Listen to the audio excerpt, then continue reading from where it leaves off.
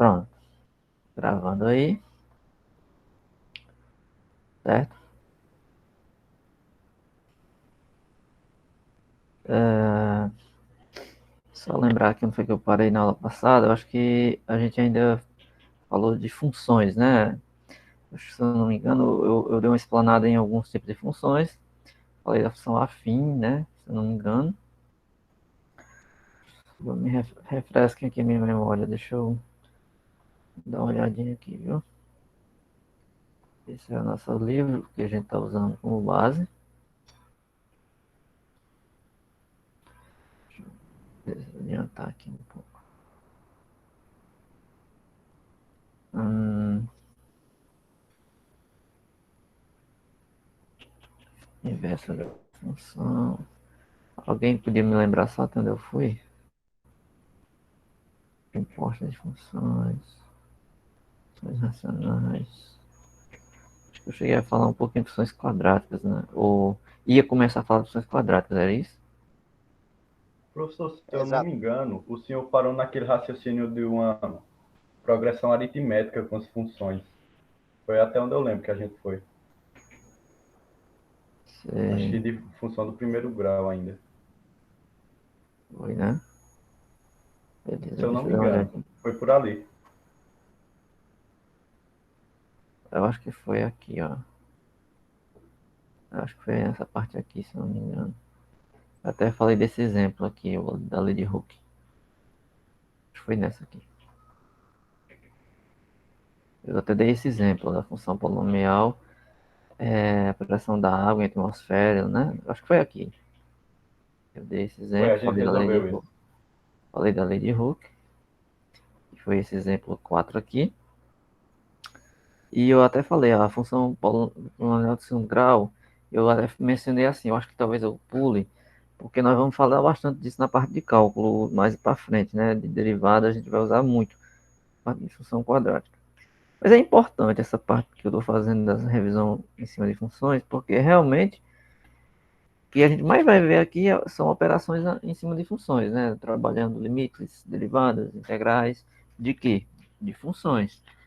E algumas dessas funções vocês podem ter alguma dificuldade assim, em lembrar, ou de repente nem conhece, então é importante ver essa parte, certo? Deixa eu só dar uma olhadinha se eu salto essa explicação aqui das funções quadráticas, passa para as funções polinomiais no geral, funções pares, ímpares.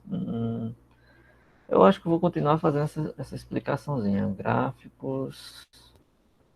Acho que vale a pena falar mais um pouco de funções, embora hum, a gente tenha que andar para limites. Porque assim, eu não tenho como saber quais são as dificuldades maiores que vocês têm. A não ser que eu fizesse assim, uma espécie de lista, uma espécie de testezinho, só para saber como é que está ao nível de vocês em relação às funções. Mas a gente também não pode perder muito tempo com isso, porque a emenda tem que ser cumprida, né? E a gente tem que. Porque tem muita coisa nesse livro de funções. Ah, rapaz, é impossível a gente fazer isso assim em uma, duas aulas, tem que ser bem mais. Aí começa de funções elementares, aí funções exponenciais. Ele dá dois capítulos, esse livro, só sobre funções. Mas nós não temos tempo para isso. Então eu vou fazer o seguinte: vou fazer um breve resumozinho aqui das funções quadráticas, já que seguindo a ordem. Aí vou definir aqui algumas coisas em relação a funções pares e ímpares e composição de funções, tá bom? Aí se der certo, a gente adiciona mais um pouco essas funções, algumas funções elementares, como a função exponencial, a função logarítmica, e a gente encerra essa parte de funções hoje, eu acho, talvez. Tá bom? Então vamos lá. A função polinomial de segundo grau quadrática ela é uma das mais importantes entre as funções que a gente conhece, porque ela vai estar associada a muitos problemas que podem ser modelados através de uma função quadrática. Né? Então, função quadrática completa, ela é como está aqui nesse quadrinho aqui. Ó. Ela é uma função assim. Que você tem. o nome de segundo grau ou quadrática, justamente porque isso tem a ver com o grau, vamos dizer, do polinômio. Isso aqui é um polinômio, certo? Isso aqui é um polinômio. Opa, deixa eu diminuir essa velocidade aqui que ela está escrevendo meio rápido. Polinômio de grau 2. Deixa eu só diminuir aqui.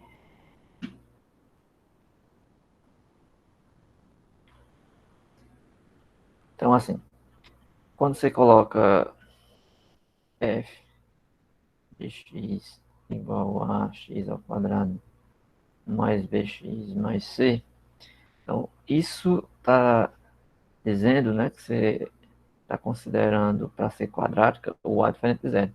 Porque assim, se o a for zero, obviamente, se a for zero, o que sobra seria bx mais c.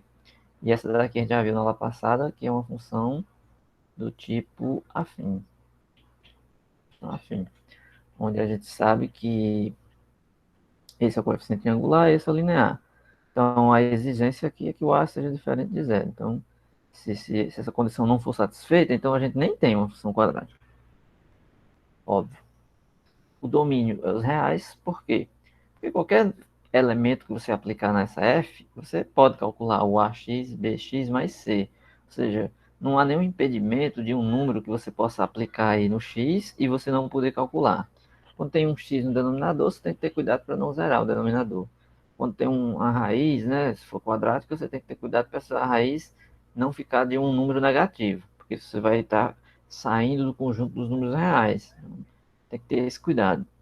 Agora, quando você não tem nenhum impedimento, então o domínio da função é os reais. Então, quer dizer que essa função pode ser calculada para qualquer número R real que você queira.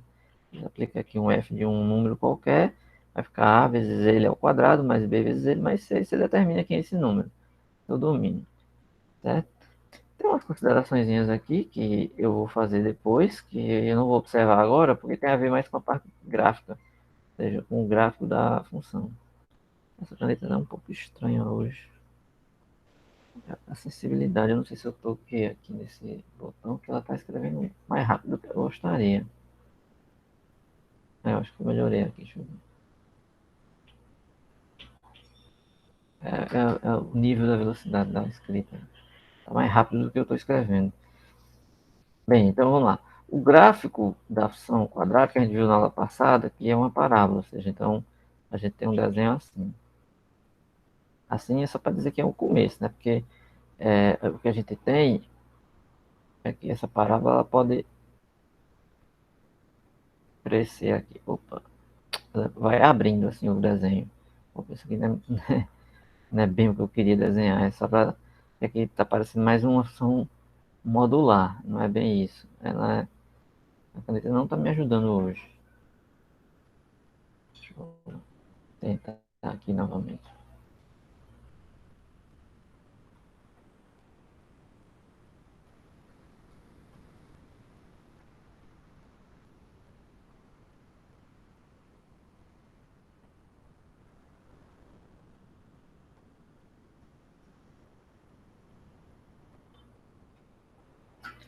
Assim, o que você tem é que é como se isso aqui fosse um arco assim, ó, que vai continuando. Se você for para a direita aqui ou para a esquerda, ele vai ficando cada vez maior. Quando a gente faz o desenho assim, ó, que é horrível, a gente tá vendo só um pedaço, que é um dos mais importantes, é a gente saber aqui que ponto é esse aqui, que a gente chama de vértice. Ou seja, é o ponto, se o gráfico está para baixo, esse ponto a gente tem o menor ponto, um ponto de mínimo, vamos dizer assim, do desenho. Se o gráfico estiver para cima, esse ponto aqui vai ser de máximo, ou seja, essa é a altura máxima aqui. Você pode pensar isso em problemas do tipo assim, ó, se você joga uma pedra para cima e essa pedra vai fazer um movimento de uma parábola. Então, ponto de máximo lá em cima seria o vértice da parábola. Então, é o ponto mais alto onde sua pedra vai chegar e depois vai começar a cair. Esse outro aqui você poderia imaginar um pêndulo ou um pêndulo, alguma coisa que você vai jogar aqui em cima ou uma pedra, sei lá, alguma coisa aqui amarrada. Imagina um pêndulo amarrado aqui numa corda, você joga e ele descreve um desenhozinho desse, assim, vai para lá e vai para cá, para lá e para cá. Nesse ponto aqui vai ser o ponto de mínimo no sentido de mais próximo do chão, vamos dizer. Então, a menor altura aqui desse ponto em relação ao chão. Não sei se esse é um bom exemplo, mas é só para você entender que o exemplo geométrico, né, da função quadrática, você pode relacionar diretamente a um problema prático, né, um problema que realmente, de fato, você possa modular, né? Então, esses elementos, né, o vértice, esse elemento, que é chamado de vértice, ele tem coordenadas, né, x, y, a gente chama x do vértice e y do vértice. E esses elementos a gente pode utilizar, aliás, deve utilizar os coeficientes, certo? Os coeficientes da sua função A, B ou C para determinar. Assim, o que é importante na função quadrática, vocês veem lá desde o ensino médio, ensino fundamental, lá no nono ano e todo o ensino médio, que é importante destacar, é que você aprende que existe uma fórmula chamada de Bhaskara, onde você pode determinar as raízes da função, ou seja, quem são os pontos onde ela corta os eixos, quem são essas raízes, onde a fórmula você utiliza e nessa fórmula a raiz é expressa em função do A, B ou C. Ou seja, na função você está utilizando, deixa eu só um minuto aqui, eu vou abrir uma mesa aqui digitalizadora para a gente rabiscar aqui uma conta, tá certo? Você aprende que a função quadrática você resolve ela, certo? Você resolve ela em função dos coeficientes. Você está mostrando ali que a raiz daquela função ela pode ser expressa unicamente usando os coeficientes. Eu vou fazer uma continha aqui, deixa eu limpar a lousa. Deixa eu mudar aqui a minha tela de compartilhamento. Eu vou compartilhar com vocês aqui agora a minha tela da lousa para eu fazer uma conta aqui junto com vocês. Então, assim, a ação quadrática é ax mais bx mais c igual a zero, onde o a é diferente de zero. Então, essa é a ação quadrática. Você sabe que uma função que é afim de ax mais b é igual a zero, isso é uma equação. Como é que você resolve isso? Você resolve o ax aqui, passa o b para lá, fica menos b, x é menos b sobre a. Claro que aqui eu também estou considerando o a diferente de zero. Até porque se o a for zero, na verdade eu tenho só uma constante. Então, x é menos b sobre a. Então, quer dizer que a raiz tem a ver com os dois coeficientes que eu coloquei aqui. Por isso, quando você tem uma função do tipo f de x igual a 3x mais 2, eu já sei que no ponto menos 2 sobre 3, o y vai dar zero. Ou seja, ela corta o ponto menos 2, 3 e 0. Certo? Então, faz o gráfico aqui. Então, o ponto menos 2 terços e 0, ela vai cortar. O outro eu vou passar o desenho e eu já sei que o outro está na própria expressão aqui, que é o coeficiente linear, que é 2, que eu falei na aula passada. Ela passa por esses dois pontos. Certo? Então, uma função afim, você determina a raiz dela de uma forma bem simples. Mas perceba que a raiz tem a ver com quem? Tem a ver com os coeficientes, ou seja, o x é menos b sobre a. ele é escrito em função dos coeficientes. Então, como é que se faz isso na função quadrática? Você sabe que se A é diferente de zero, fazer o seguinte, fazer uma demonstraçãozinha aqui. Eu vou dividir todo mundo aqui por A nessa expressão, porque o A é diferente de zero, então fica x sobre A mais B sobre A, x mais C sobre A, igual a x ao quadrado aqui, né? Igual a zero. Deixa eu só ver aqui uma coisa. Pronto. Opa, aqui não tem A, né? Já que eu dividi por A, aqui é só x.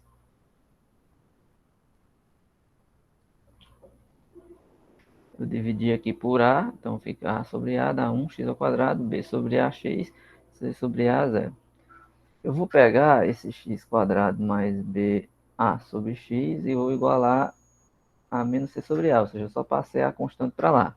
Aqui tem o x, que é o termo que tem x e o que não tem está do lado de lá. Aí isso aqui existe uma técnica de completamento de quadrados, certo? Completamento de quadrado. Ou seja, eu vou adicionar um termo aqui desse lado, de tal forma que eu tenha um quadrado perfeito, certo?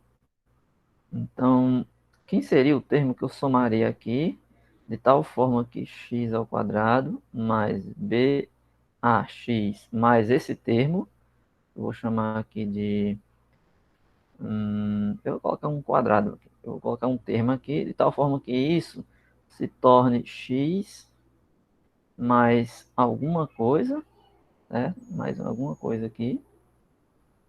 E quando bota ao quadrado, você desenvolve e dá isso, ou seja, x ao quadrado mais esse número aqui, mais aquilo ali, dá aquele quadrado. O que a gente chama de completamento de quadrado, certo? Deixa eu ver. Vocês sabem? Alguém sabe? É o B sobre 2A? Vamos lá. Então vamos tentar. Ele está dizendo que a gente pode somar com b sobre 2a. Ah, será que é um 4a? Deixa eu ver. Ao quadrado, vamos ver. Se você somar de um lado, tem que somar de um outro. Tá entendendo?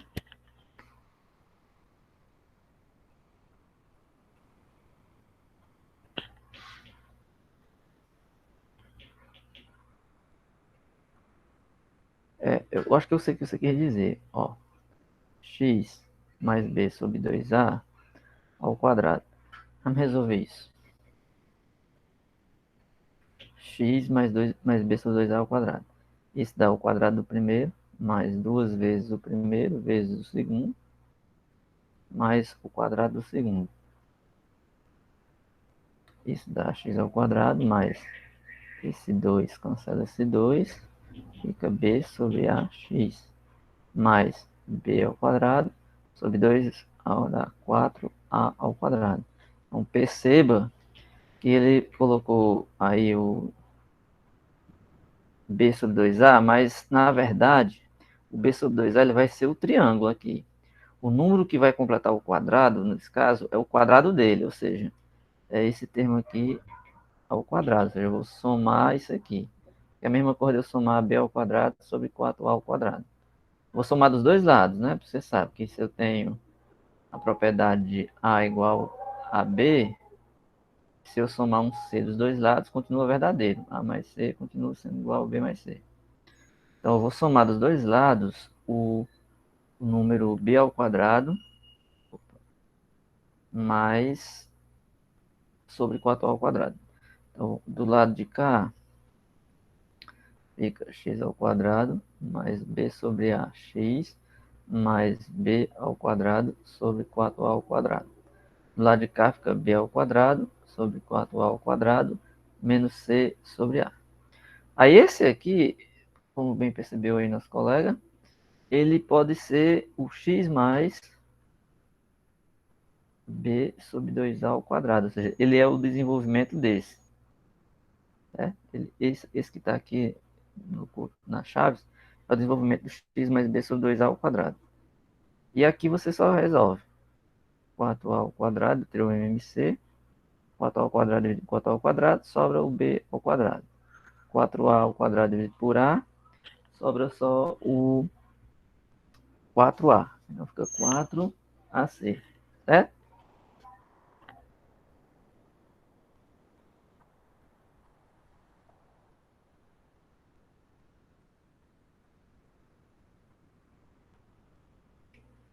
Só um minutinho aqui, viu? Só um minutinho aí.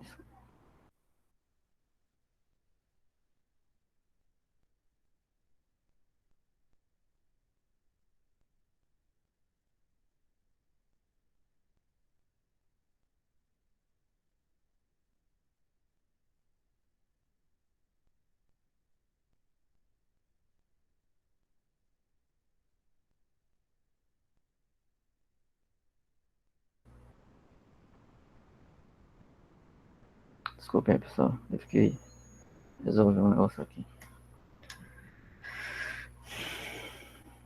Bem, tá todo mundo entendendo até aí, né? Eu espero. Aí veja só, quando você tem uma coisa ao quadrado igual a outra, o que é que você faz? Você retira a raiz, né? Mais ou menos a raiz do y.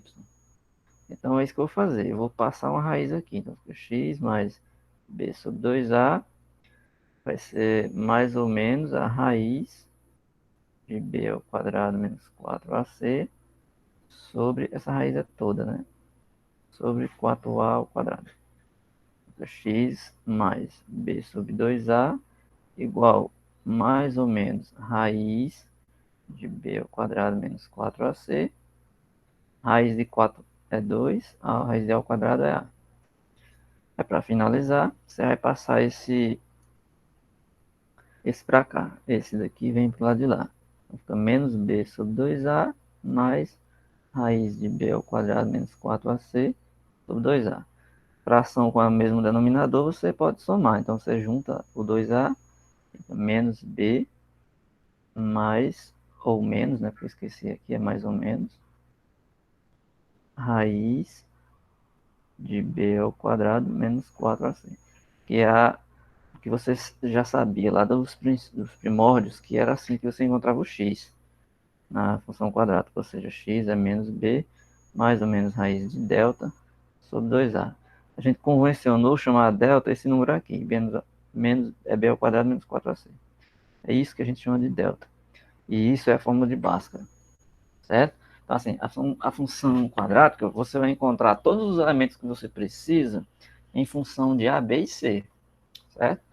Então, através dessa expressão, você encontra um x' ou x1 menos b mais a raiz do delta sobre 2a e o outro é menos b menos raiz de delta sobre 2a. São duas raízes. Quando é que tem duas raízes? Se o delta for positivo, porque aí é onde está.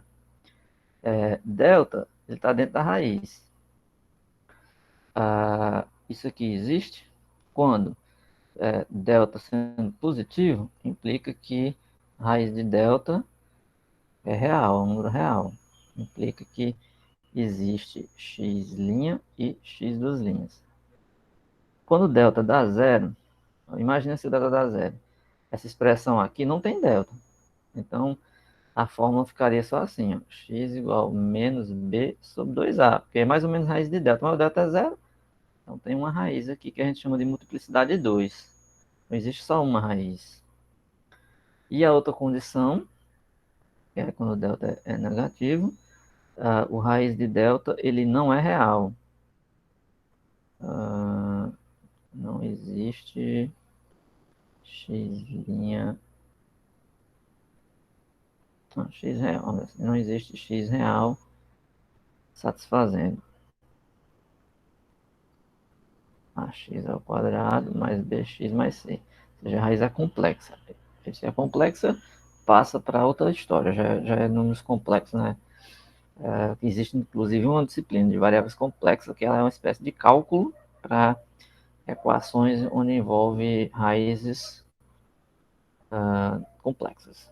Então, isso é o que a gente tem assim, de algébrico nas nossas funções quadráticas.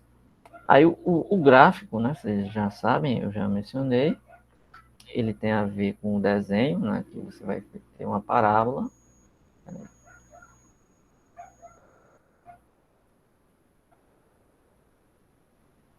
Ave Maria, que horror. Vou pegar aqui uma régua, ver se eu consigo fazer com uma régua. É ruim de saber onde é isso aqui, nessa mesa. Existe uma forma melhor que é usar o outro aplicativo que tem essas réguas, mas eu não estou muito acostumado a usar ele, eu uso mais esse. Mas, menos ruim.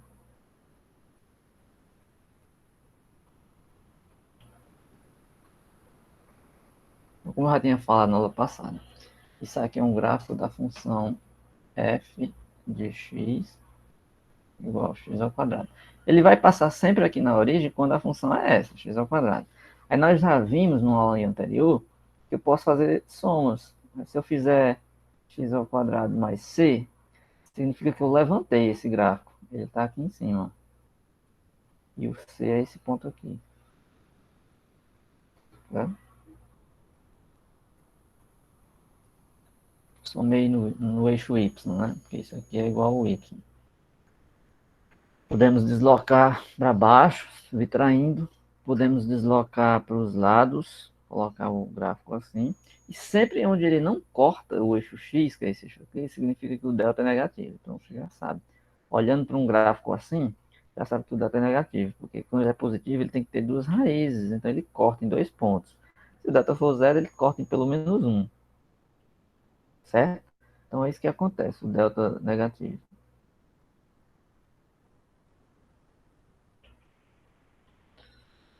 Ah, beleza. Então, esse ponto aqui, que a gente chama de o vértice, eu já falei na aula passada, ele é dado pelo menos b sobre 2a, menos delta sobre 4a. Nós vamos usar isso bastante mais na frente. A gente tem aí o ponto de mínimo e o valor mínimo, ou ponto de máximo, ou valor máximo, e valor máximo. Que vai depender de como é que é o gráfico, se é para cima ou se é para baixo. Quando é para baixo, esse ponto é mínimo. Quando é para baixo, eu digo assim, essa concavidade aqui, a gente chama de para baixo. Na verdade, assim, é voltada para cima, né? A concavidade é a abertura aqui, mas o ponto de mínimo é o ponto lá que está aqui embaixo. Quando ela é voltada para cima, né, assim, o índice aqui, o vértice está em cima, né? Isso que a concavidade aqui está voltada para baixo. Então aqui vai ser mínimo, né? E aqui vai ser máximo.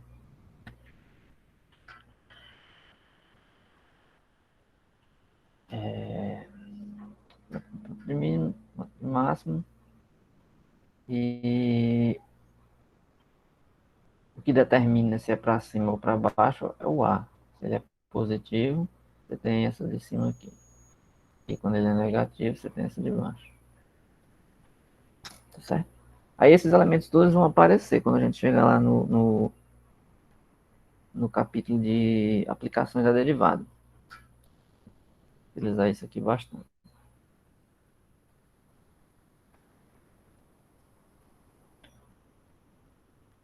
Eu vou mudar aqui de novo a tela da apresentação. Vou voltar aqui agora para mais uma vez, vou mudar, vou voltar aqui para o livro.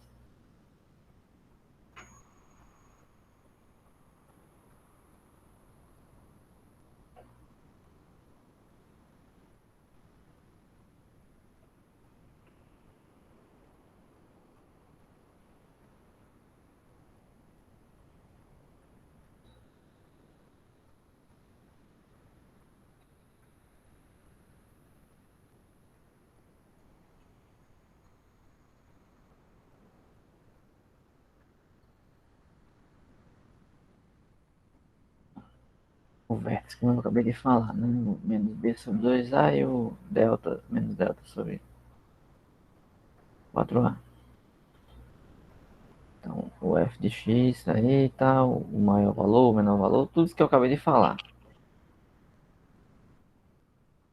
Exemplos aí, ó. Gráfico para os casos delta positivo, delta igual a zero e delta negativo. Aqui é delta positivo, aqui é delta igual a zero, aqui é delta negativo. Todas elas são voltadas para cima, então o A é positivo. Aí a analogia você faz a mesma coisa para baixo. Aqui eu tenho o delta positivo, eu tenho o delta igual a zero, e aqui eu tenho o delta menor que zero. Só que aqui em todos esses três casos o A é negativo. Certo? Então, uns exemplinhos aí, eu sugiro que vocês pratiquem. Tá? Tem um exercício interessante aqui,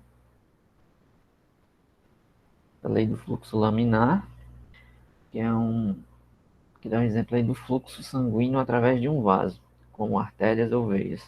É uma função quadrática em D.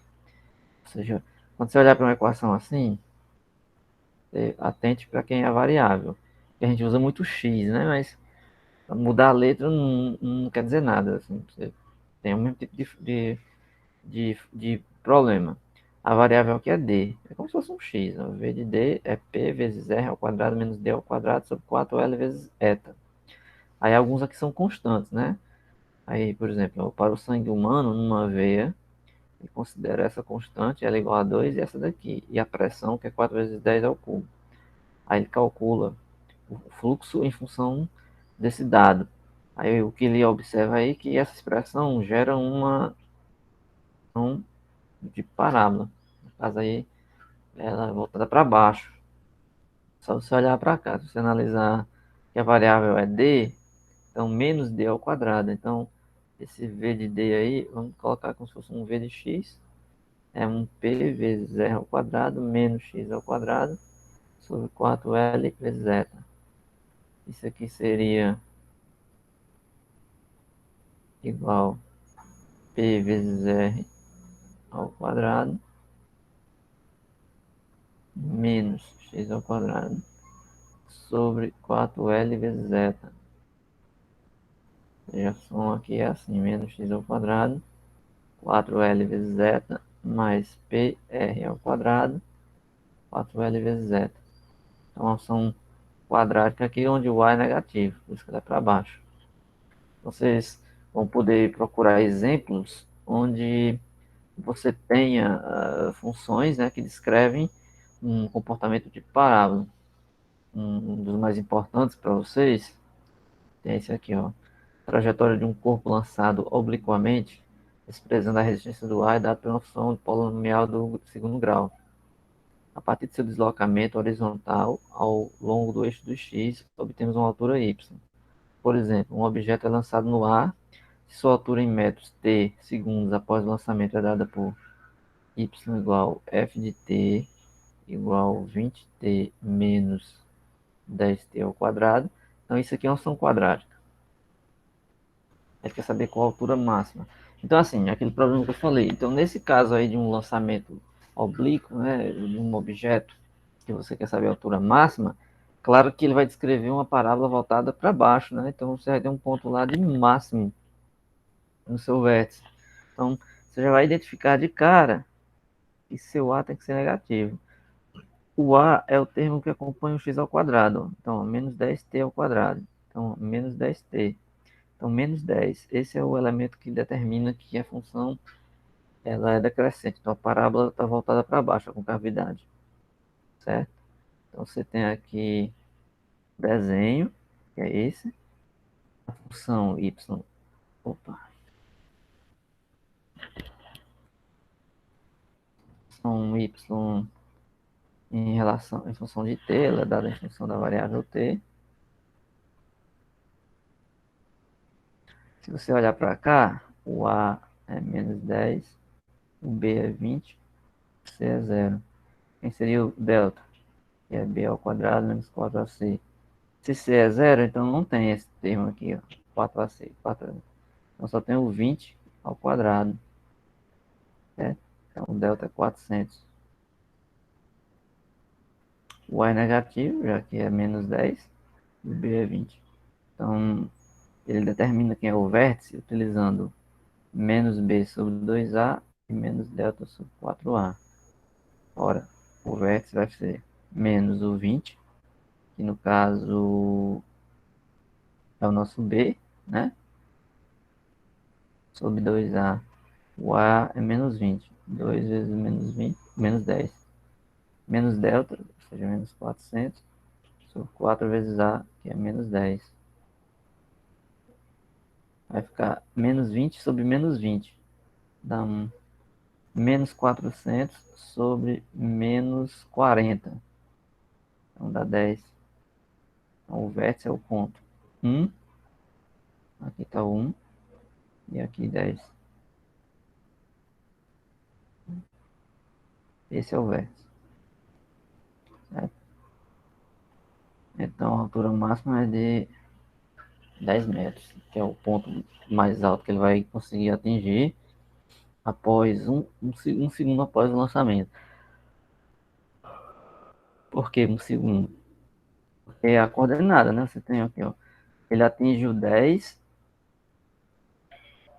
quando o x é 1, ou seja, tem um par ordenado, 1 e 10. Quando é que ele chega em 10? Quando a outra coordenada é 1.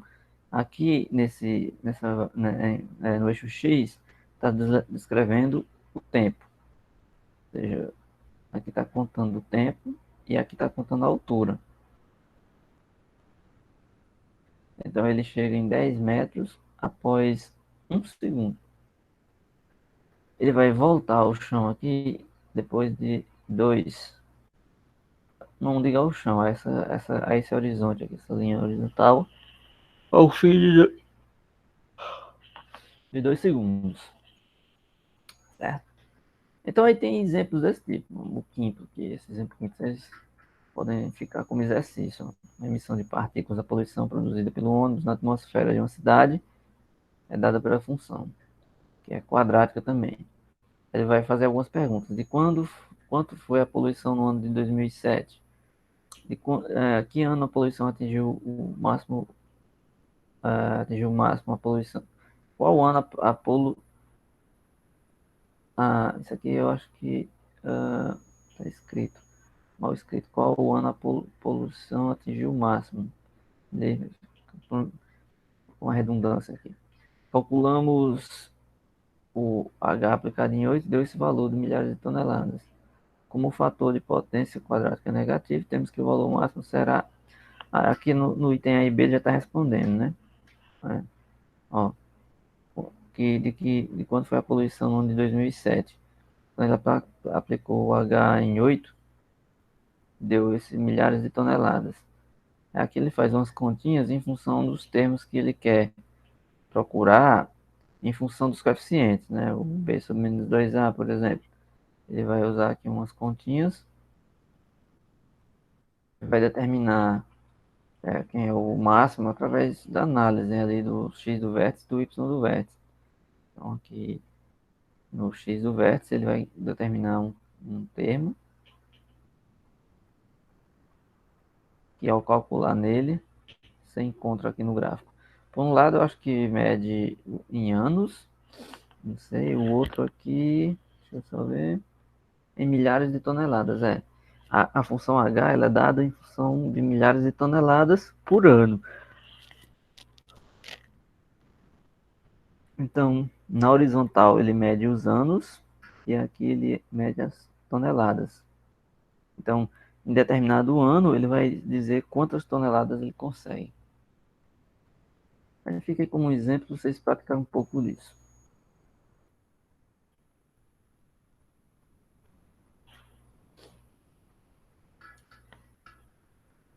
Tudo tranquilo até aí? Vocês estão entendendo? Alguma pergunta? Tá tranquilo, professor. Certo. Vocês me deem só um minuto para eu fazer aqui o registro da disciplina, da chamada. Certo? Passou o período aí de reajuste. Deixa eu ver como é que tá a turma. Tem mais alunos, se tem menos. O pessoal tirou disciplina, se gente incluiu.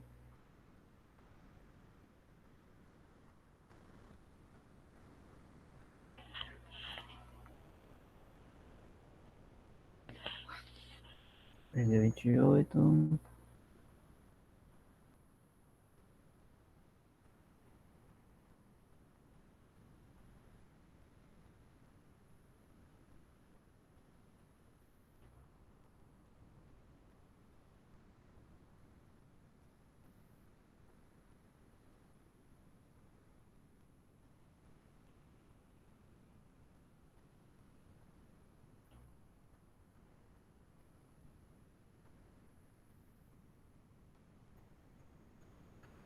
Deixa eu ver. Bem, aparece, quando você vai fazer a chamada, já mostra aqueles alunos que estão com situação que não estão pendentes. Eu vou olhar aqui os nomes de vocês.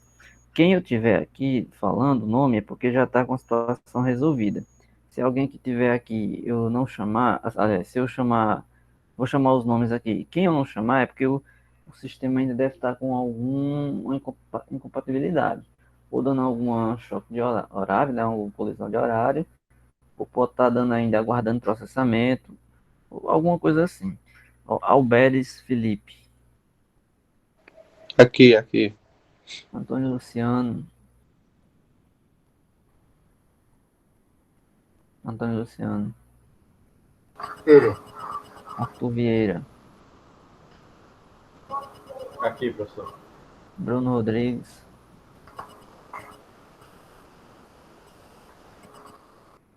Carlos Rian, Aqui.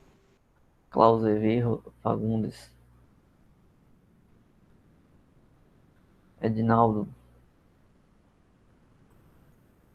Edinaldo de Oliveira, Respondeu no chat. certo.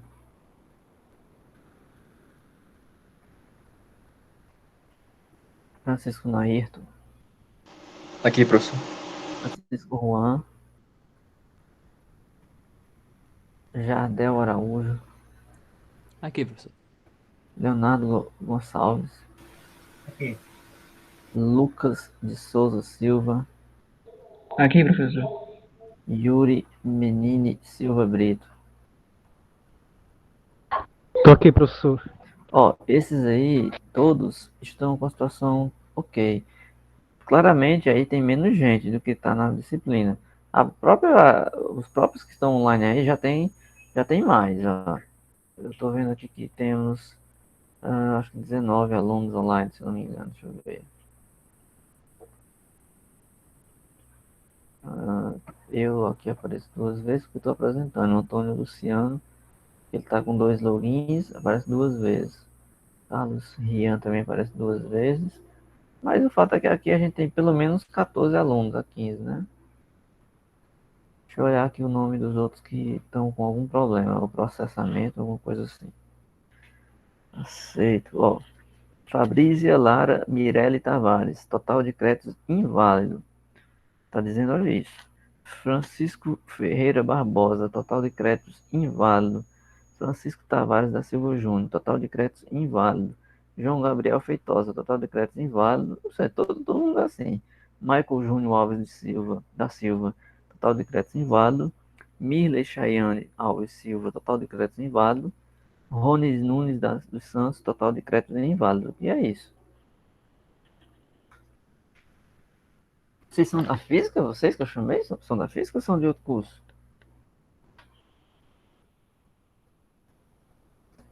Eles são da física. Eu sou da física. Vocês já viram com o coordenador para fazer o reajuste? Vocês fizeram alguma coisa no reajuste? Fizeram uma solicitação? Por que que isso está acontecendo? Por que que está com o total de créditos inválido? É que vocês não têm... Vocês sabem explicar qual é o problema? Falaram com o coordenador? Com o Ivan?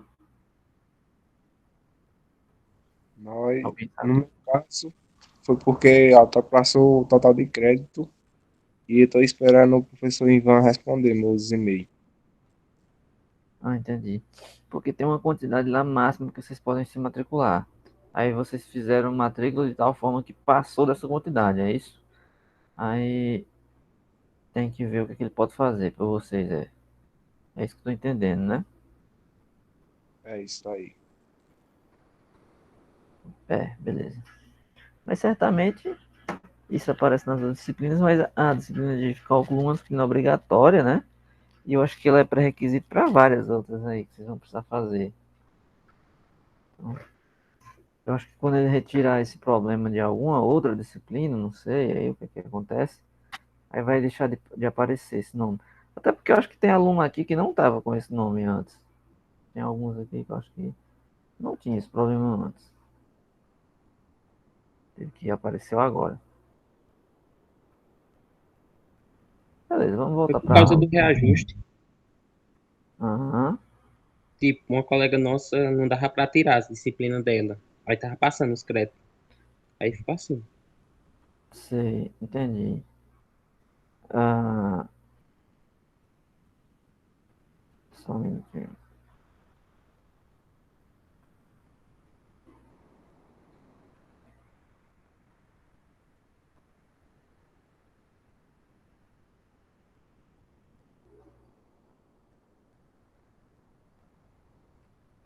Beleza, então vamos voltar para a aula.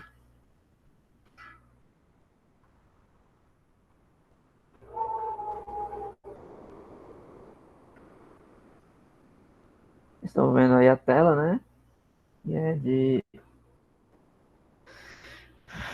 Essa parte que eu acabei de falar, que foi a função quadrática. Então, assim, a função quadrática ela vai ocupar um espaço muito importante na disciplina em vários momentos. Por isso que, fazendo aqui essa explicação um pouco mais demorada dela, porque a gente vai ter muito tempo envolvimento com essas funções quadráticas. Elas vão ser um dos exemplos mais recorrentes para vocês.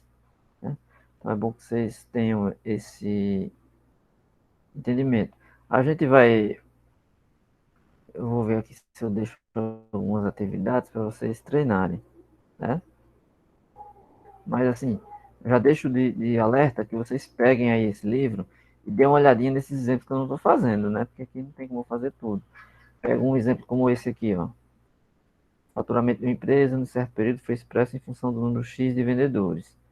Então, o faturamento da empresa está relacionado com a expressão em função do número de vendedores.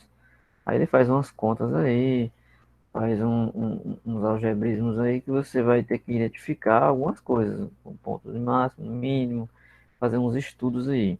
Tem muitos problemas desse tipo, vocês vão encontrar em alguns livros, e nesse livro aqui já tem o suficiente para vocês treinarem. Então, dê uma olhadinha nesses exemplos, envolvem funções quadráticas, e tentem rabiscar eles aí para ver se vocês entendem. Né? Na verdade, esse exemplo que eu acabei de falar não é nem de quadrática. Por exemplo, esse aqui é uma função de grau 3. Essa aqui é de grau 3, não é quadrática não. A quadrática foi na seção anterior, foi nessa daqui. Aqui ele dá uma seçãozinha, que é uma espécie de generalização.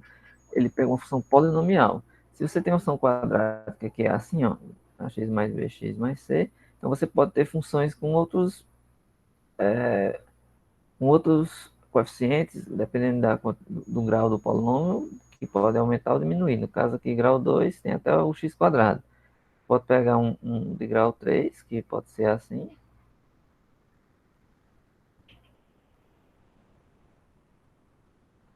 Grau 5, grau 6, grau n. Ele chama de função polinomial de grau n, ou seja, um polinômio. Então ela vai ter a n x n mais a n menos 1 x n menos 1 até o a zero, que é um coeficiente independente, termo independente. Então você vai ter aí a nxn, a n-1, xn-1 até a zero. Então isso aqui é uma função polinomial de grau n. Então o n é que vai determinar o grau do polinômio. Ele dá uns exemplos. A função x ao cubo menos x, função 2x à quarta mais 1. Ó, perceba que essa 2x à quarta mais 1, ela é um quadrado da função de grau 2. Ela é x ao quadrado. Então, o gráfico dela vai estar mais parecido com uma parábola do que esse. Essa função x ao cubo, a gente viu numa das aulas que ela tem um desdobramento assim, direto no desenho. Opa.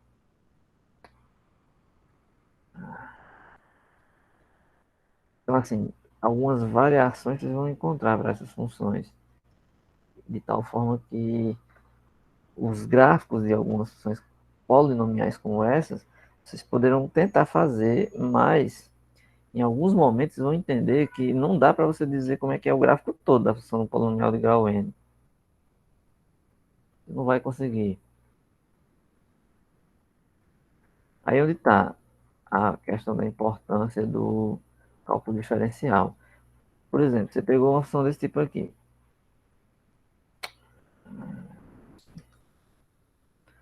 Tem hora que eu me atrapalho nessa mesa e ela fica me dando trabalho. Eu não tô, ela não está reconhecendo que é a caneta agora, está colocando como se fosse um mouse.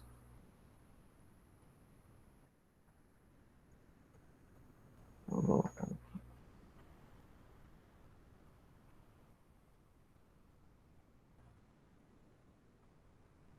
Não,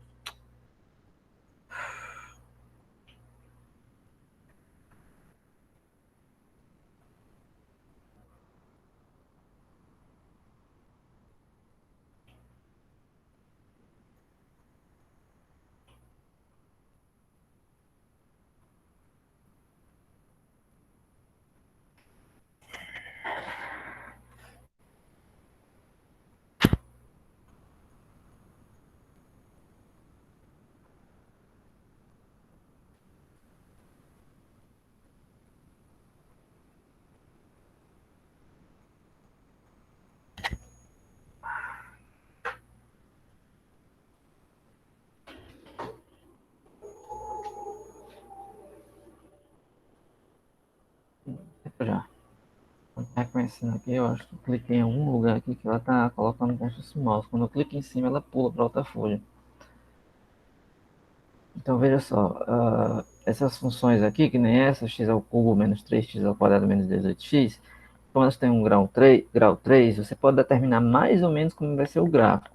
Só que ela não é uma função do tipo f de x, x ao cubo. Quando ela é uma função f de x, x ao quadrado, você sabe que é uma parábola que você pode deslocar para um lado, para outro, para cima ou para baixo, então ela vai ter no geral o gráfico igual a uma parábola. Quando a função tem um grau 4, 5, por exemplo, aí como é que é o gráfico disso? Então não existe uma padrão que determina exatamente como é que vai ser aquele gráfico. O que você vai ter que fazer? Vai ser justamente o estudo do comportamento do gráfico da função. Você vai analisar ela por pedaços. Aí é onde vai ter importância você calcular os pontos de máximo, os pontos de mínimo, que é um ponto de inflexão, onde é que ela é crescente, onde é que ela é decrescente. Aí, baseado em todas essas informações, você vai poder dizer mais ou menos como é que é o desenho dela. Se o desenho dela ele tem uma curva para cima, para baixo, e em que partes, né? Você vai fazer um desenho aqui, aí vai fazer uma análise, por exemplo. Aqui é o menos 1, aqui é o 0. Entre 0 e 1 ela é crescente. Entre 0, menos 1 e 0 ela é crescente. Entre 0 e 1 ela tem um pedaço como se fosse uma parábola. Aí entre 1 e 2 ela é crescente. E assim vai. Você vai moldando o desenho de acordo com as informações que você tem através da análise da expressão toda da f, né? Calculando derivadas, coisas do tipo. Então, vamos voltar bastante a isso, que é a parte de construir os gráficos. Tem umas outras propriedades aqui que são para funções no geral. Por exemplo, uma função ser par e uma função ser ímpar, o que significa? Aí aqui está a definição. Uma função é par, né? Quando a imagem dos seus simétricos coincide. Por exemplo, a f de um menos x é igual a f de x, que geometricamente é isso. Você vai ter um desenho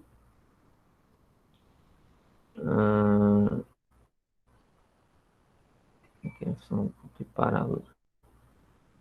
Você pega o 2 e o menos 2 e ambos têm a mesma imagem.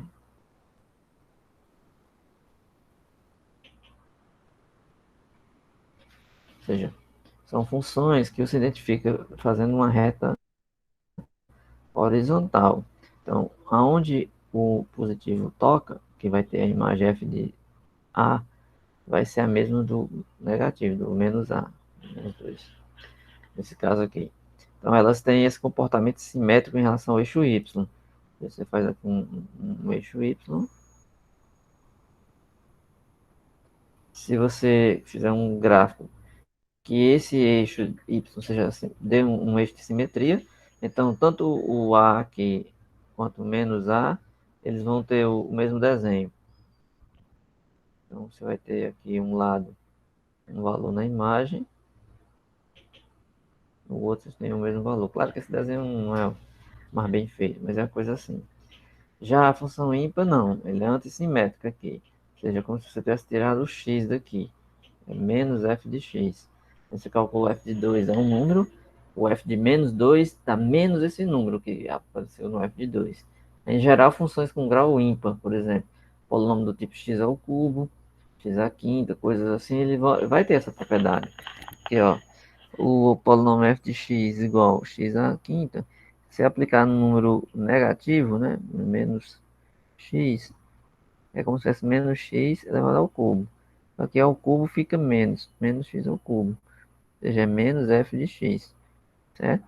Então você tem aqui f de menos x é menos f de x. Em geral, esse gráfico ele vai apresentar uma simetria em relação ao eixo x. Por exemplo, o desenho da própria f de x igual a x ao cubo, que é essa, ó, a simetria em relação a esse eixo aqui, horizontal.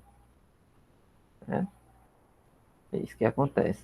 Se você fizer f de menos 2, dá menos f de 2. Se fizer f de menos 1, dá menos f de 1. Então é simétrico. Ou seja, mas em relação ao eixo do x aqui. Ó. Como é que aqui é o menos 2, você aplicou, deu esse número aqui. Então esse é o f de menos 2. O simétrico dele vai estar aqui em cima. Então esse aqui é o menos f de menos 2. Ou menos f de 2. É como se esse menos 2, esse menos tivesse saído da função f. Esse é uma função ímpar. Aí essas características elas podem acontecer em qualquer tipo de função. Funções que você tiver polinomiais ou funções que não sejam polinomiais, você pode identificar se ela obedece essa função, essa regra de ser par ou ser ímpar. Mas não é um tipo de função, isso é uma classificação em relação ao comportamento que a função tem. Ou seja, uma função ela pode ser par, ela pode ser uma função par do tipo uma quadrática, pode ser do tipo polinomial num grau maior, né? Num grau do tipo. Claro que as funções com grau do tipo. A função f de x ao quadrado, que você já sabe que é uma função quadrática, ela é o melhor exemplo, o exemplo canônico, vamos dizer assim, que você tem que ter em mente, que é aquele exemplo padrão para uma função quadrática, uma função desse tipo. Lembrando que, assim, você. Aliás, para uma função par. Lembrando que você pensa nesses exemplos sempre para ter um em mente. Quando eu perguntar para você assim, me dê um exemplo de uma função par. Aí você tem que pensar assim, a função quadrática, porque você não está dando um exemplo particular. Você não está dizendo ali a função f de x igual a x ao quadrado, menos 2x mais 1. Você está dizendo uma classe muito maior. Você está dizendo uma função quadrática. Então, uma função do tipo x quadrado, que é o exemplo canônico, ele já vai apresentar essa característica aí, né? A função f de x ao quadrado, função quadrada desse tipo, certo? Então, tá aí algumas dessas propriedades. Assim, infelizmente, eu tenho que pular algumas dessas passagens do livro para a gente andar mais rápido, para não ter problemas mais de falta, de gastar muitas aulas com conteúdo e não ver o que mais importa. Que alguns desses eu sugiro até que vocês peguem como exercício para vocês. Vocês peguem a apostila, né, esse livro aí que eu indiquei, leiam esses capítulos e essas partes que eu faço na aula e as que eu não faço. Eu não faço porque não dá tempo, não é que não é importante, é porque realmente não tem como a gente fazer tudo, certo?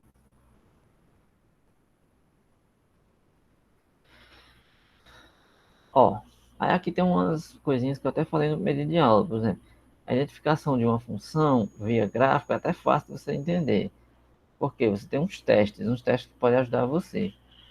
O gráfico de uma função, em geral, ela é uma curva no plano coordenado. Desculpa. Ela é uma curva no plano coordenado. Você tem o gráfico de uma função, em geral ela é uma curva porque você pega o gráfico, você pega uma função, vai lá para o plano coordenado R2, né, como está aí o plano cartesiano, e você pode desenhar o gráfico dessa função e vai ter ali uma representação geométrica dela. Por exemplo, a gente já está falando aqui agora da função quadrada, você já sabe que a representação dela lá no plano cartesiano é uma coisa assim. A gente sempre desenha essa daqui, mas lembrando que essa é a trivial, que é x ao quadrado. Certo? A x2 mais bx mais c, ela pode estar fora desse eixo y, porque não necessariamente ela vai passar na origem. Essa é a característica da função x ao quadrado. Mas como ela é o caso mais simples, que está reduzido, né, o b é zero, o c é zero, então você usa ele como um protótipo para os outros, apenas para lembrar que a função quadrada, lembra desse gráfico aí. O que é que acontece? Só que nem todo gráfico que você tem lá no plano representa uma função. Ou seja, toda função você pode representar um gráfico lá geometricamente dentro do R2 e ver mais ou menos como é o gráfico da função.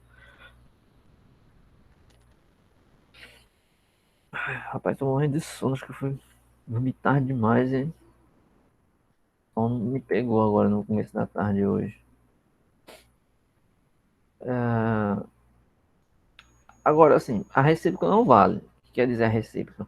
Se você tem uma função e pode associar essa função gráfico, não significa dizer que todo gráfico que você olhar no R2, no plano, é de uma função. Ou seja, pega um desenho lá e faz desenho no plano cartesiano. Aí a pergunta é, esse desenho que eu fiz, ele representa uma função? Nem sempre, né? Ou seja, você pode ter casos onde o desenho que você fez não é função porque ele vai infringir algumas das propriedades de funções. A mais importante é aquela, que um número no domínio, ou seja, um elemento do domínio, não pode ter duas imagens, né?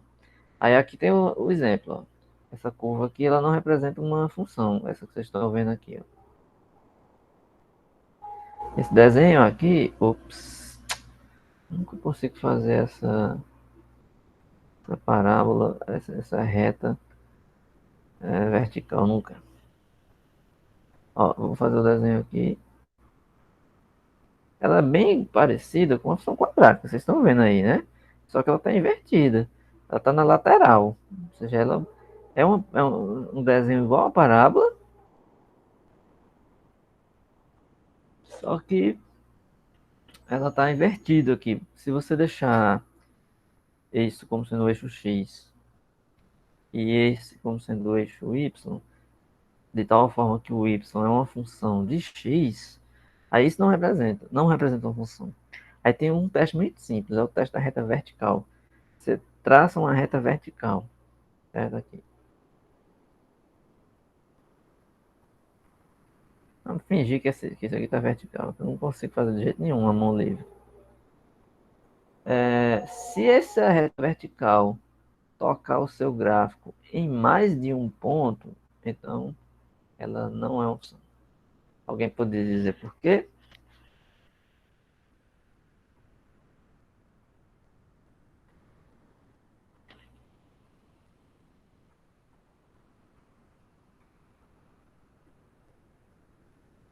É porque ela tem duas imagens? Exatamente. Porque ó, se você olhar para esse X aqui, suponha que aqui é um X.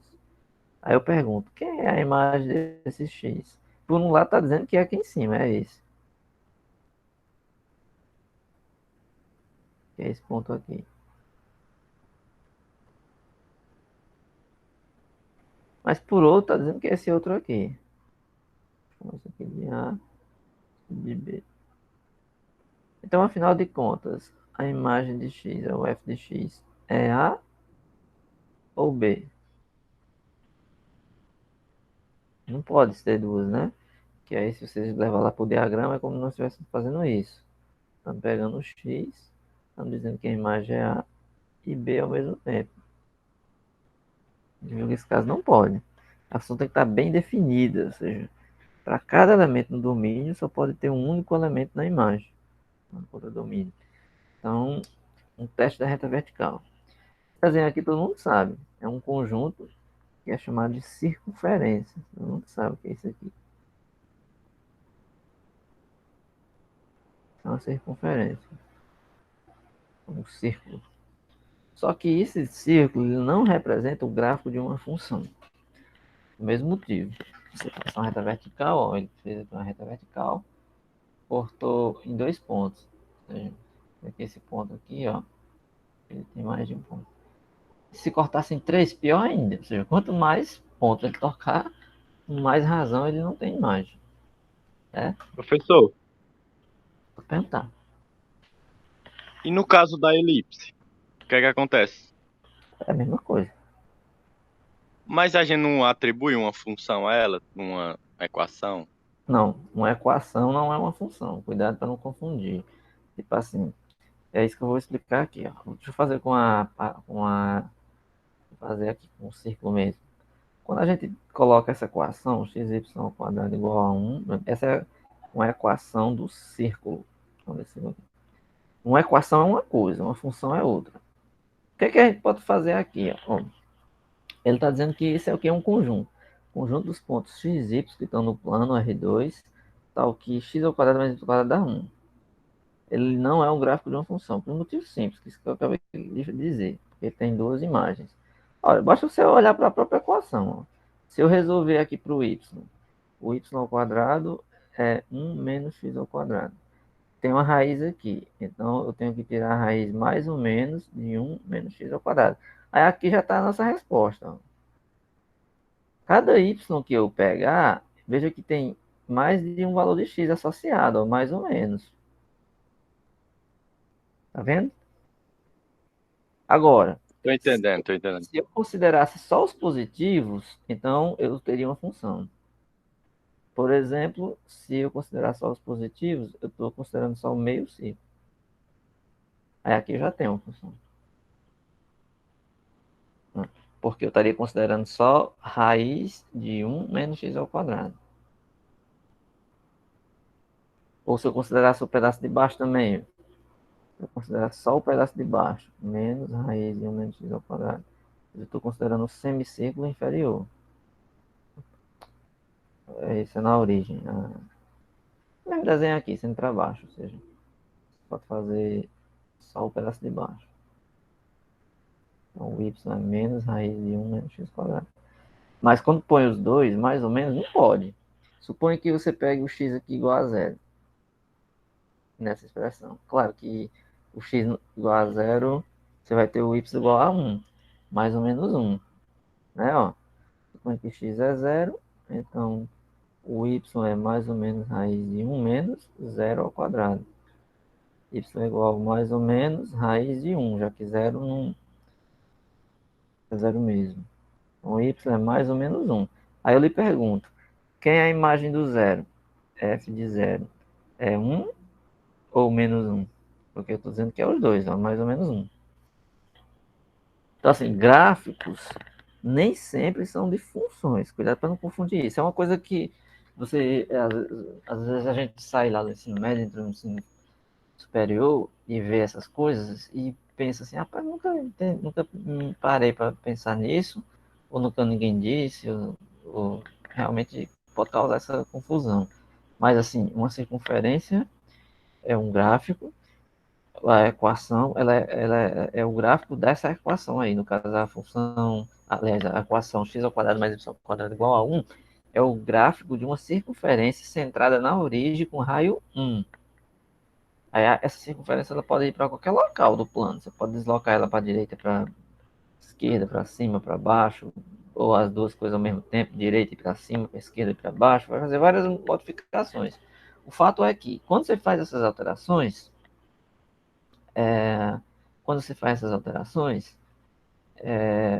você está mexendo com o gráfico. Mas esse gráfico é de uma equação. Agora, essa equação ser uma função já é outra história. Porque, veja bem, quando você pega uma equação, por exemplo, vamos pegar a equação da reta. Eu não sei o que é que eu faço aqui, que quando eu toco em algum ponto, em algum local, essa caneta transforma em...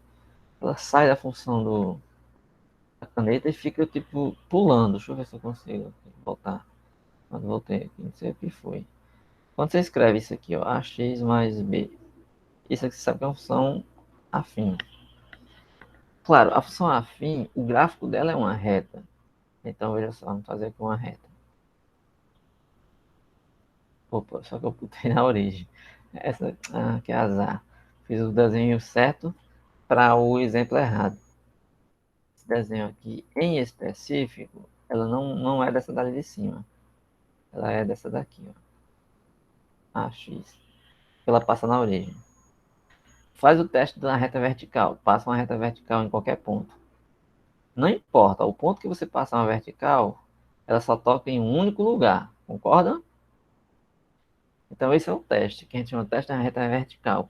O teste da reta vertical, ela diz se um gráfico é uma função ou não. Então, no caso da reta, não importa, onde você fizer uma reta vertical, ela só vai tocar esse segmento em um ponto. Então, quer dizer que essa equação aí representa uma função. Tá certo? Ok, professor, obrigado.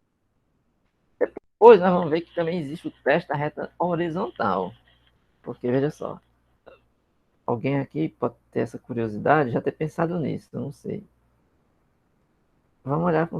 Ave Maria, que terror, não? Não consigo fazer uma reta vertical aqui.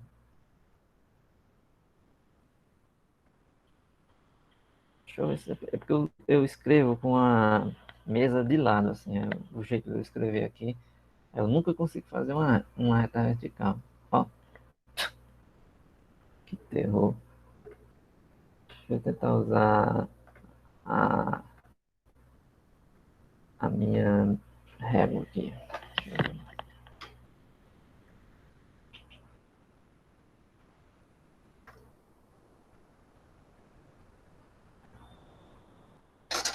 Ops, ops, ops, ops.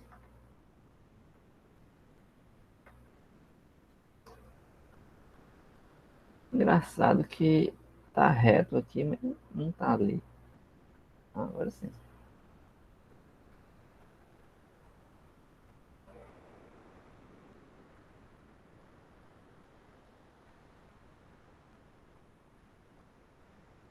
Aqui é o eixo X, vamos pegar aqui o eixo Y, vamos dizer que isso é uma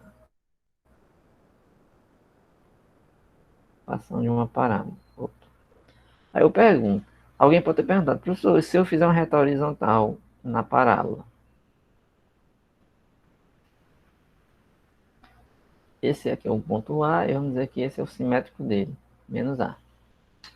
Aí, na função aí, nessa função em específico, eu tenho que... Essa função é um exemplo do que eu acabei de falar agora, é uma função par. O f de A é o menos f, o menos f de A é o f de A. Mas isso aqui não tem a ver com o que eu falei agora. Ela só vai dizer que essa função, ela não é... Vou colocar aqui A e menos A. Eles têm a mesma imagem.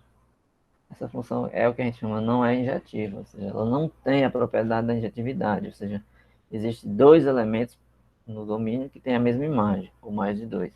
Aí isso daí não tem a ver com o fato dela não ser função. Ela é função sim. O que diz que é ou não é gráfico de função é o teste da reta vertical.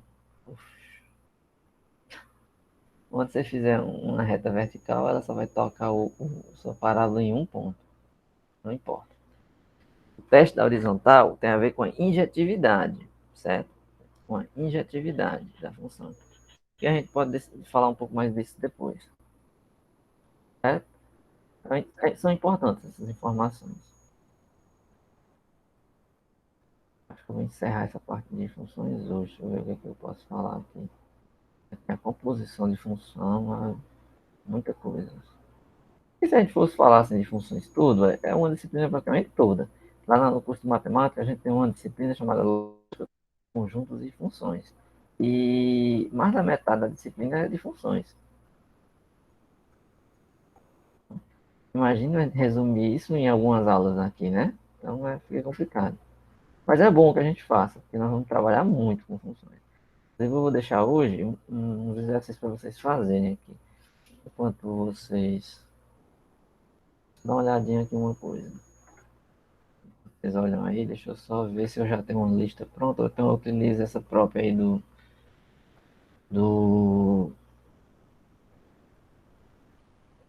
se eu utilizo essa própria aí do livro, né? Porque o livro vocês vejam que tem muitas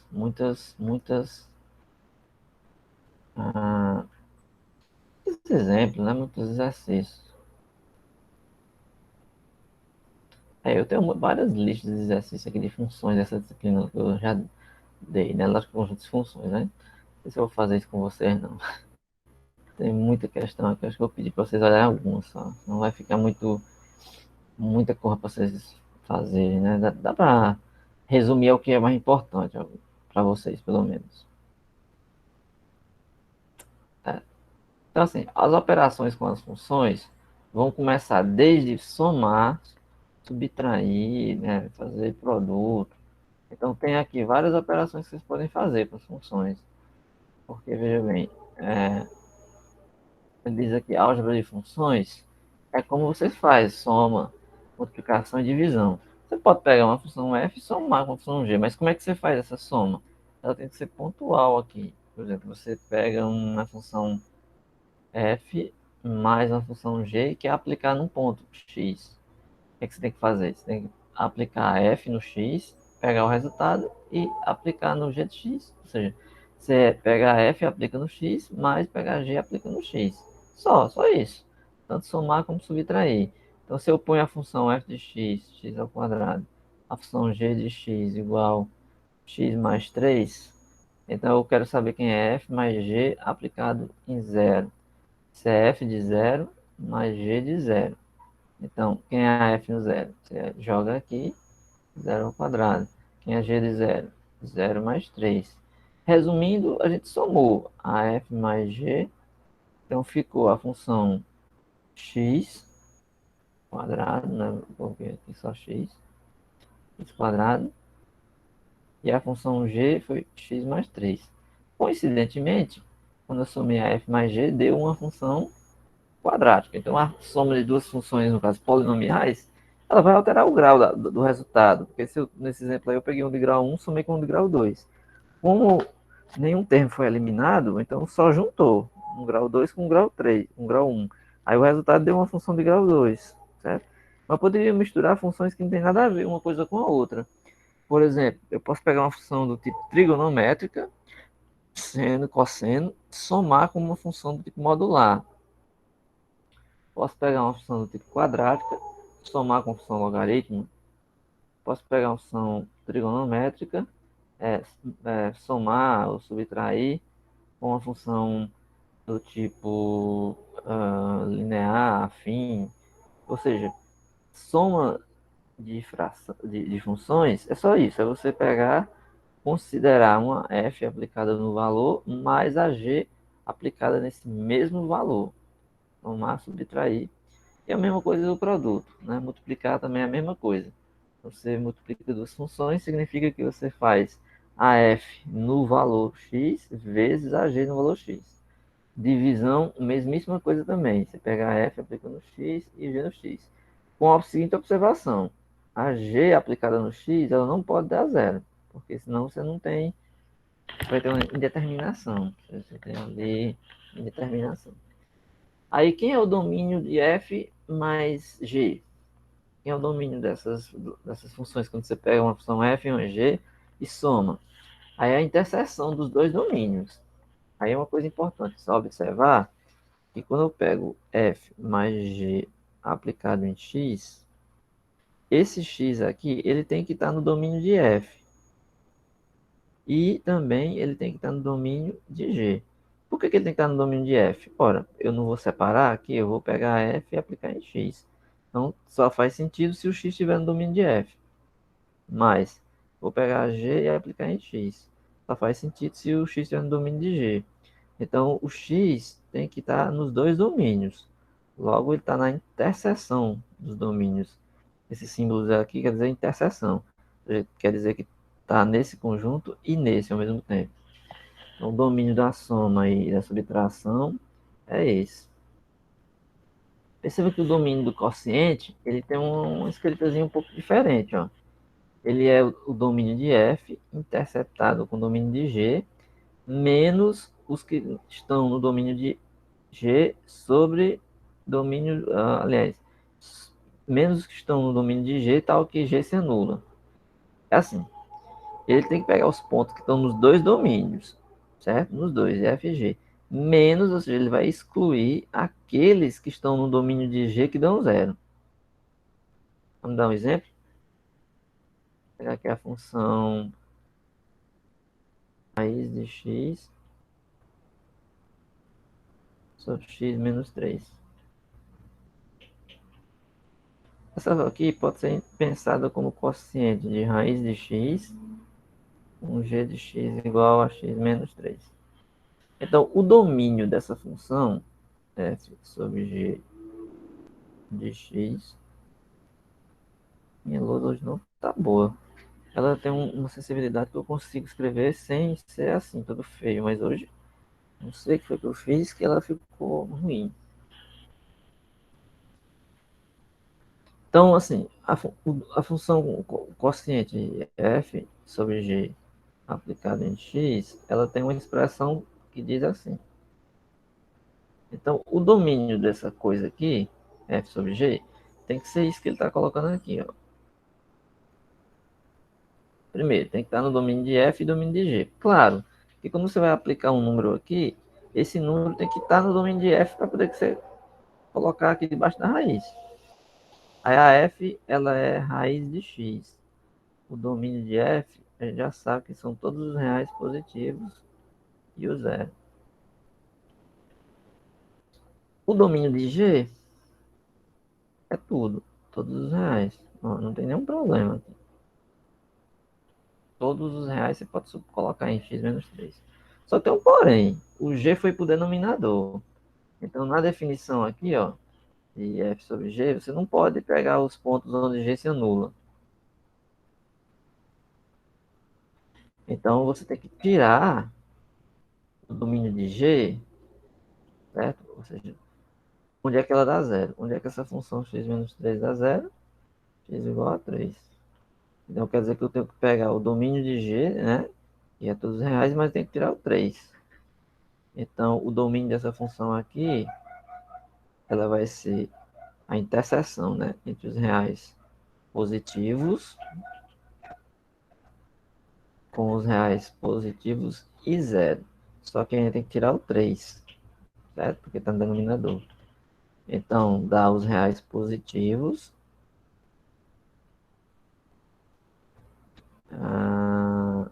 menos o 3. Ela não tem problema no zero. Ó. Se você aplicar f sobre g em zero, vai dar raiz de zero sobre 0 menos 3. Então, da raiz de zero dá zero, então ela vai zerar. Mas no denominador você pode colocar aqui 0 menos 3, não tem nenhum problema. Mas ela tem problema no 3. Não pode calcular f sobre g aplicado em 3. Que ficaria a raiz de 3 sobre 3 menos 3. Ficaria a raiz de 3 sobre 0. Determinado isso aqui.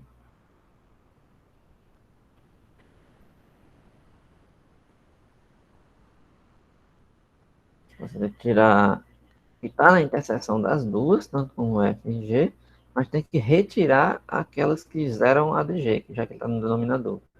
Eu não falei, mas é bom que eu fale, eu acabei não escrevendo, essas funções que têm quociente, ou seja, é uma sobre a outra, elas têm um nome especial, elas são chamadas de funções racionais. Eu não sei se aqui em cima falava delas, acho que eu pulei, deixa eu ver. Um minutinho. Polinomiais. Eu acho que em algum momento aqui eu vi a palavra funções racionais. O que são funções racionais? São funções que são quocientes de polinômios. Ou seja, você pega um polinômio no numerador, um polinômio no denominador. Aí, esse tipo de função a gente chama de função racional. Funções racionais.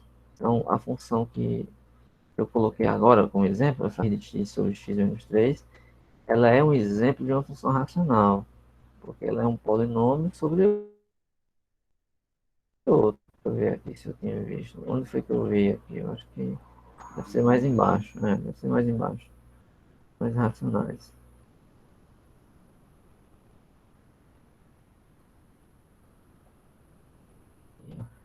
Racionais, é justamente isso que eu estou dizendo. Quocientes de polinômios, ou seja, tem uma f que é definida por um p sobre um q. Isso é uma função racional, certo? Então você tem que tirar sempre do domínio dela os termos onde zera a q de x. Então o domínio de f é o que você vai considerar os pontos onde não anula a função de baixo, certo? Aí você pode pegar vários exemplos. Composição de funções. Compor funções é você uma operação, né? Eu estou fazendo essa parte todinha de revisão e não perguntei a vocês. O que vocês estão achando dessa parte de revisão? É necessária? Vocês acham que isso daqui está muito básico? Já podemos passar para limites? Ou é importante fazer isso? Como é que é a noção de vocês? Eu gostaria de ouvir um pouco a opinião. Se vocês não quiserem falar, pode escrever.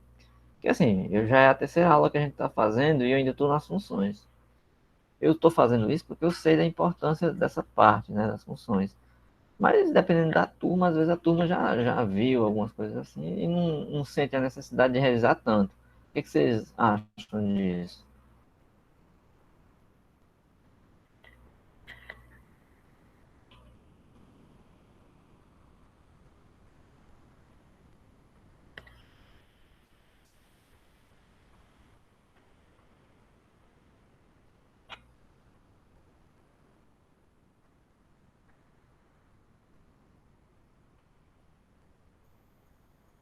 Não acham nada, não?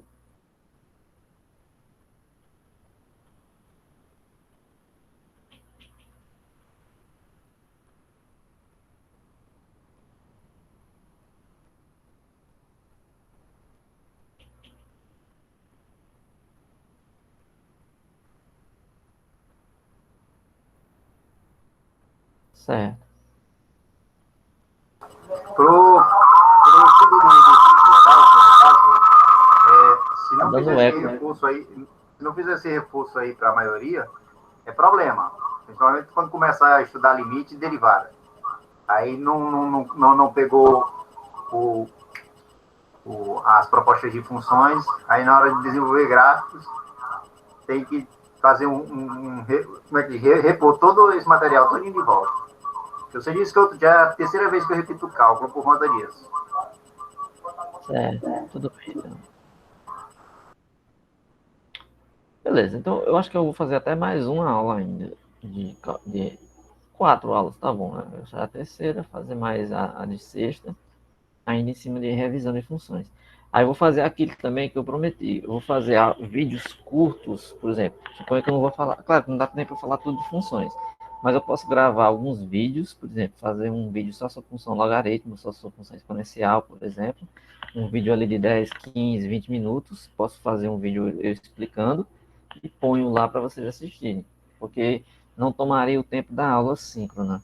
Aí você iria lá assistiria o exemplo que eu resolveria. Posso resolver uns exemplos do próprio livro que está aí e outros também, para poder reforçar aqueles assuntos que de repente não dê tempo a gente fazer na aula, tá certo? A gente faz assim. Então eu vou fazer essa aula de hoje e a de sexta ainda em cima de funções e na segunda-feira a gente começa limites mesmo. Fala aqui mais um pouco. Eu vou falar aqui mais um pouquinho e vou encerrar, tá bom? Vou começar aqui um pouquinho de composição. Professor, então assim, ainda essa semana a gente vai estudar esse conteúdo de Eu funções. encerro para a gente. Não entendi o que você falou. Ainda essa semana a gente vai estudar, no caso, o conteúdo de funções e próxima semana começa com os limites, é isso?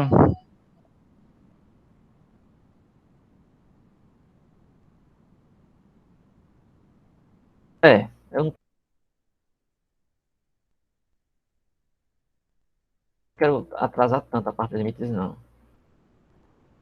começar hoje, continua semana que vem. Aliás, na aula que vem. Você quer fazer o seguinte: a composição de funções, ele tem duas funções f e g. Ele vai denotar que ele vai escrever uma função assim, g composta com f, é da seguinte forma. Suponha que você tem aqui três conjuntos: A, B, C.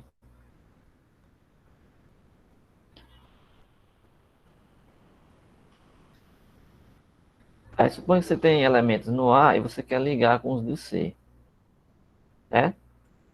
Só que para passar para C, você tem que passar por B. Imagina assim como se fosse uma ponte. Você tem aqui uma ponte entre a cidade A e B e uma ponte entre a cidade B e C. Você quer mandar uma coisa da cidade A para C, né, a pé, por alguém, mas a pessoa que sai de A para C, ela necessariamente precisa passar por B. Então, você tem uma composição aqui de caminhos. Você tem que ligar o A ao B e o B ao C.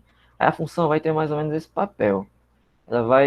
Uma função f vai ligar os elementos de A em B e a outra vai ligar os de B em C. Aí existe uma que você liga de A para C, uma regra que você utiliza uma função que liga a de A para C, uma representação. Aí a gente chama isso de composição. Nesse caso aqui é a G composta com F. Ou seja, a F sai de A e leva para B e a G leva de B para C. Certo? Aí a anotação vai ser nessa ordem. Por quê? Vamos lá para o diagrama. Ó, a F sai de A, que é o domínio dela, cai em B. A G sai de B. Então, a imagem da F tem que estar contida no domínio de G. Que é isso que está aqui, ó. A imagem de F cai dentro do domínio de G. Aqui é a imagem de F. Está dentro do domínio de G. Aí a G, então, pega todos eles e leva para C. Então, a gente faz assim. Eu tenho G composta com F. Ela vai pegar um X. Então, você escreve G, aí abre o parênteses.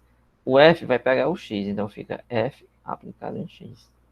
Ou seja, a sua G vai ser aplicada na imagem do X de F no X. Tá certo? Aí quando a G aplica nesse elemento, vamos chamar esse elemento de Y. Então é o G de Y. Ela cai no C aqui, que é o terceiro conjunto. Então isso é uma composição. Certo? Aí a ordem da composição vai depender, né? Se você está fazendo G composta com F ou F composta com G, depende dos domínios aí onde quem cai aonde. Porque você precisa sempre que o domínio, aliás, a imagem da função f, da primeira, esteja dentro do domínio da segunda. Sempre tem que ser assim. Para poder fazer sentido. Porque se uma função ela é aplicada nos elementos do seu domínio, você precisa que a imagem da que cai no conjunto B esteja dentro do domínio da G. Senão não faz sentido a operação. Certo? Vamos ver uns exemplos. Eu vou voltar aqui para minha lousa. Eu vou limpar aqui a lousa. Mudar aqui a tela da apresentação.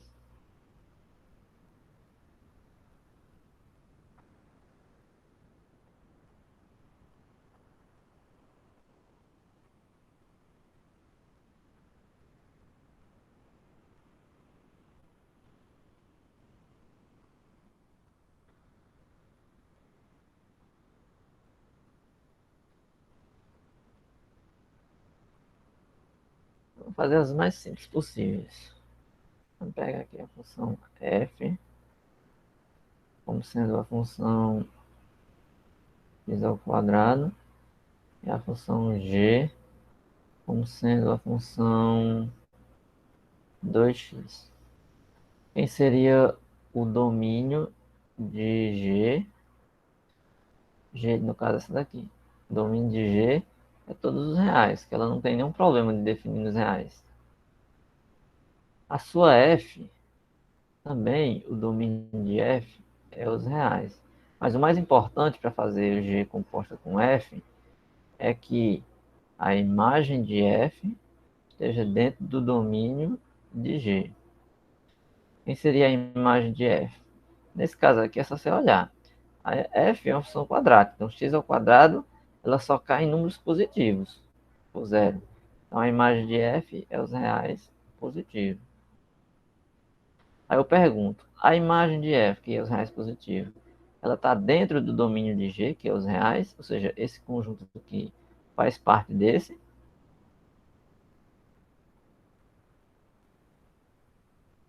Sim, os reais positivos junto com zero é somente uma parte dos reais, então está contido, está dentro. Não satisfaz essa condição. Então, vamos lá. G composta com F aplicado em um X, como é que ficaria? G aplicado em F de X. Eu gosto de fazer assim, embora não seja muito necessário, mas é importante para o aluno entender lá do começo. Então vai ficar G aplicado. Quem é a F de X? X ao quadrado. Então a G vai jogar agora X ao quadrado. Então a função G é essa. Então você vai pegar 2, no lugar de X, você vai jogar X ao quadrado. Então essa foi a composição, G composta com F no X. G 2x ao quadrado. É uma mistura das duas. Você compôs. Então veja que f com g deu 2x ao quadrado. Aí eu pergunto aqui, será que faz sentido agora f composta com g? Ou seja, para esse exemplo, faz sentido f composta com g? Aí você tem que olhar. A condição é que a imagem de g esteja contido no domínio de f. A imagem de G, veja que G não tem nenhuma restrição na imagem. Se aplicar no número negativo, dá um número negativo, porque ela é quase a identidade, ela é 2 vezes x, então ela praticamente pega a identidade e multiplica por 2. Todo número negativo tem imagem negativa, todo número positivo tem imagem positiva, zero tem imagem zero. Então a imagem de G é os reais. E o domínio de F, o domínio é os reais. Então o conjunto R está contido no próprio conjunto R. Então faz sentido então você fazer a composição de F com G. Então vamos fazer F composta com G no X vai ficar F aplicada no G de X. Você pode fazer de duas formas, se você tiver dúvida. Você pega a F, quem é a G de X? É 2x. A F faz o quê? A F é a função x ao quadrado. Então ela vai pegar o que está aqui na frente, que é 2x, e ela vai ao quadrado. Então fica 4x ao quadrado. Então veja como é diferente. Então aqui já fica uma resposta para uma eventual pergunta. F composta com G, no geral, é diferente de G composta com F. Uma deu 2x ao quadrado e a outra deu 4x ao quadrado. Então elas não são iguais. Podem não ter nada a ver, inclusive, às vezes, a composição de uma com a outra. Outra forma de você ver isso aqui que eu quis dizer é assim, ó. Suponha que você tem a F está aplicada na G. Olha para a função F. O que é que ela faz? Ela pega o x e leva no x ao quadrado. Só que no lugar do x você colocou um g de x. Então você vai pegar a função g de x e elevar ao quadrado. A função g de x ela é 2x elevar ao quadrado. Então dá 4x ao quadrado. Então é isso. Tá claro? Tá sim, tá sim. Show.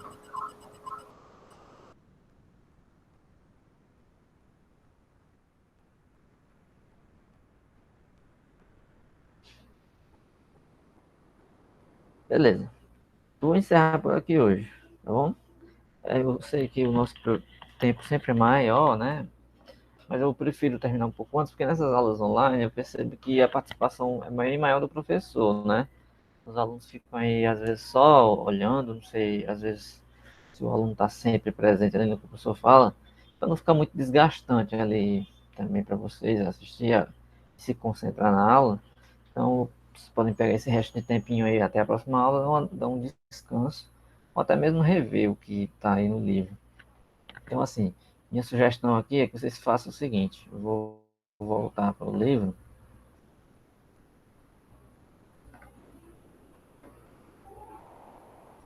E sugiro que vocês dêem uma olhada em todos os exemplos dessas sessões que eu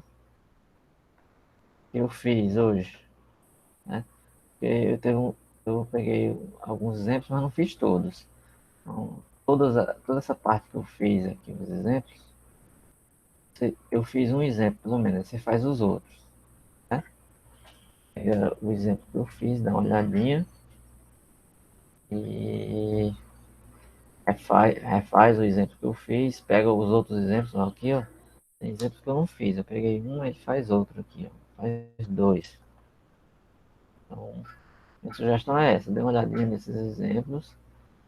Ah, tem uns exercícios aí que vocês também podem fazer se quiserem, mas ó, a parte de composição aqui ele vai dar mais exemplos. A aula continua um pouco falando de composição, de definir o que é inversa, certo? A inversa da função, aí eu falo que é uma função injetiva, sobrejetiva, o teste da reta horizontal. Aí, ó, tem exemplos aqui, ó, vários exercícios no final, tá vendo? Tem 20 exercícios. Se quiserem fazer aqui os primeiros, né, vai treinando, ó, fazer, ó. Determina o domínio e imagem das seguintes funções. Isso é importante, vocês tentarem fazer. Questão 2 aí. Selecionar alguns. Se eu não conseguir fazer todos, selecionar alguns. Treinar a função aqui, ó, modular. Determinar o domínio. Quanto mais exercícios vocês praticarem, melhor. Isso aqui é o tipo de disciplina que vocês só vão aprender praticando. Se vocês ficarem só assistindo as minhas aulas, só olhando e não treinar, não vai adiantar muito não. Viu? Então, peguem aí alguns desses exercícios. Tentem fazer algumas dessas questões. Evidentemente, em algumas aulas a gente pode tirar só para fazer exercício. As aulas de exercício e tira dúvidas. Fazer isso aí nas aulas mais para frente. Beleza? Vou interromper aqui a gravação, só um minuto.